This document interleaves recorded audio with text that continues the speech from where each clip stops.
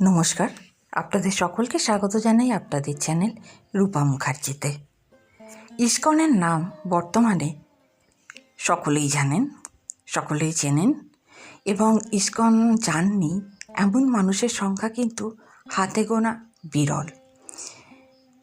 বর্তমানে বাংলাদেশে যে ঘটনাটি ঘটেছে তার পরিপ্রেক্ষিতে ইসকন আবার লাইমলাইটে চলে এসেছে।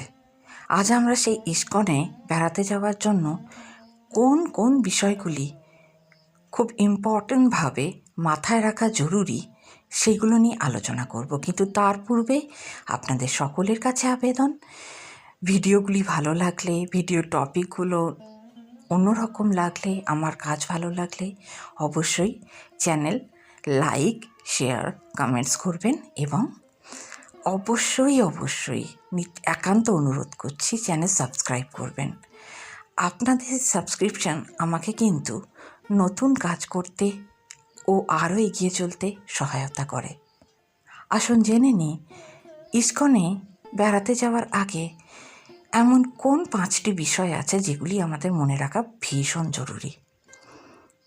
ISKCON international society for Krishna consciousness গৌড়ীয় ঐতিহ্য বৈষ্ণব সম্প্রদায়ের অন্তর্গত একটি বিখ্যাত সম্প্রদায়, যা বৈদিক বা হিন্দু সংস্কৃতির মধ্যে একেশ্বরবাদী পরম্পরা।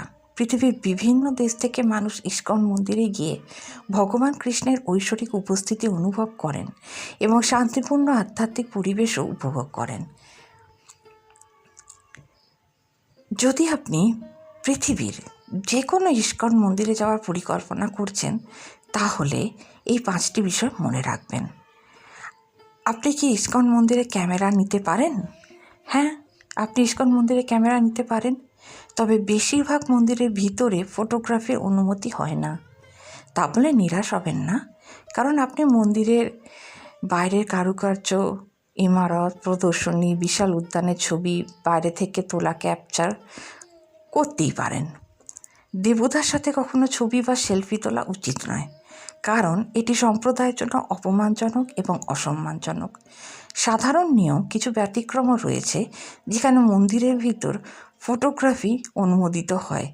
ছবি তোলার আগে মন্দির কর্তৃপক্ষের সঙ্গে পরামর্শ করা উচিত, তবে সাধারণভাবে মন্দিরের ভিতরে ফটোগ্রাফি থেকে বিরত থাকাই শ্রেয়। ইসকন মন্দিরে কি পরবেন?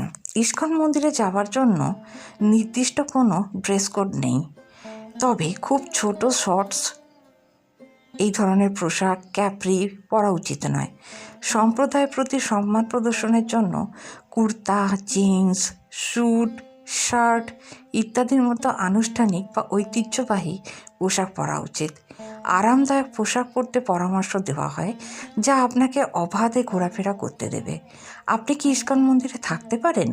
হ্যাঁ, প্রায় সব ইসকন মন্দিরে বেসিক থেকে ডিলাক্স রুম পর্যন্ত বিভিন্ন রকমের বসবাসের সুবিধা প্রদান করে। আপনি যে ইসকন মন্দিরে যাওয়ার পরিকল্পনা করছেন তার অফিসিয়াল ওয়েবসাইটে যেতে পারেন এবং আপনার বাজেট অনুযায়ী একটি রুম নির্বাচন করতেই পারেন। আপনি তৃতীয় পক্ষের ওয়েবসাইটেও ইসকনে থাকার জন্য বুকিং করতে পারেন।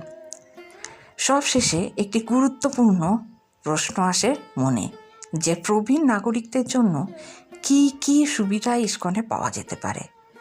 আপনি যে মন্দিরে যেতে চান তার উপর নির্ভর করে প্রবীণ নাগরিকদের জন্য বেশ কয়েকটি সুবিধা আপনি পেতে পারেন।